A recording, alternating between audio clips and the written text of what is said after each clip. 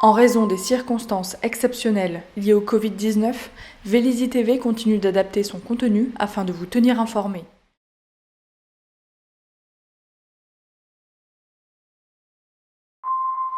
Dans cette édition spéciale, retrouvez notre maire Pascal Thévenot pour un point hebdomadaire sur la situation à Vélizy-Villacoublay.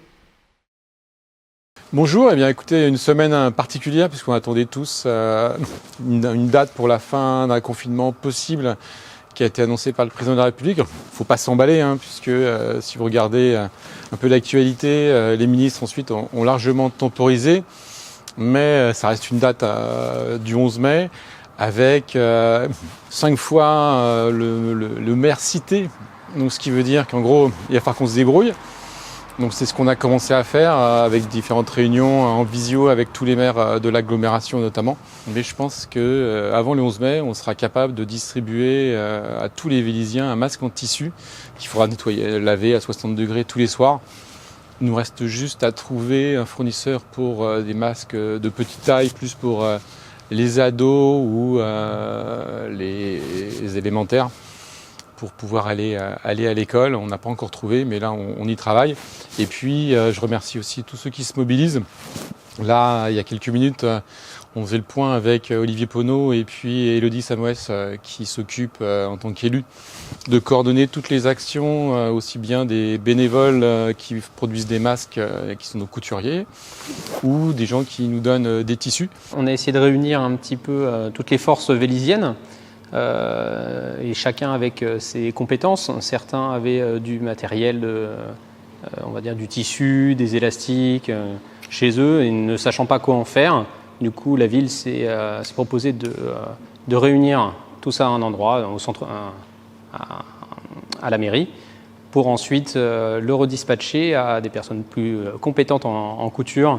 Donc après, les personnes qui se sont signalées auprès de la ville pour faire de la couture, nous allons aller les rencontrer pour leur mettre à disposition la matière première. Aujourd'hui, avec tout ce qu'on a pu récupérer, là, ce qui nous manque le plus pour l'instant, ce sont des élastiques et du fil pour finaliser la construction des masques.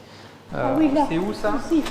Là, dans Tiens, c'est là-dedans. Là. Regarde comment on a Oui, fait, en fait, ces une élastiques. excellente idée, ça. En fait, c'est des Oui. t-shirts. Tu le mets là. C'est des t-shirts Et là.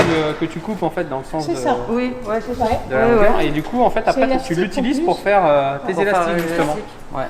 L'objectif étant, une fois les masques créés, de les distribuer aux Vélysiens les plus fragiles. Si d'autres personnes souhaitent participer au projet de la création des masques, soit par le don de matières premières ou en qualité de couturier ou couturière, et il peut le faire sur l'adresse mail covid19@vélizy-villacoublay.fr. Donc si certaines personnes veulent nous aider dans cette action, ils peuvent le faire en envoyant un mail à l'adresse citée précédemment, ou via Facebook, en fait, tout simplement de se faire connaître.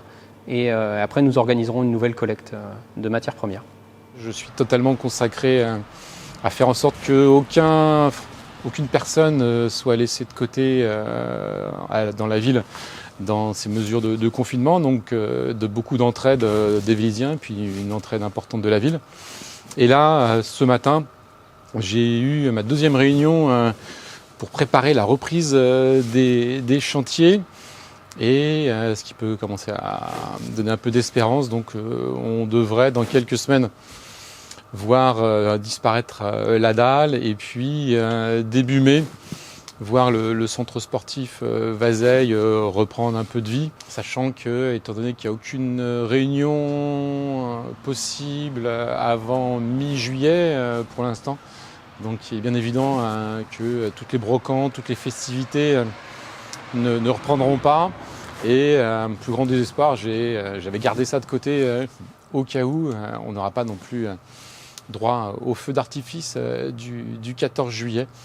Donc j'espère qu'on pourra peut-être le reporter si les choses se présentent un peu mieux pour la fête des associations début septembre, où on pourra avoir la vie associative qui reprendra dans la ville, et puis on clôturera le samedi de la fête des associations par le feu d'artifice qui était initialement prévu le 14 juillet. Je vous rappelle, restez chez vous, soyez prudents. On a tous envie de sortir, mais si on veut être libéré au plus tôt et dans de bonnes conditions, il faut rester chez soi.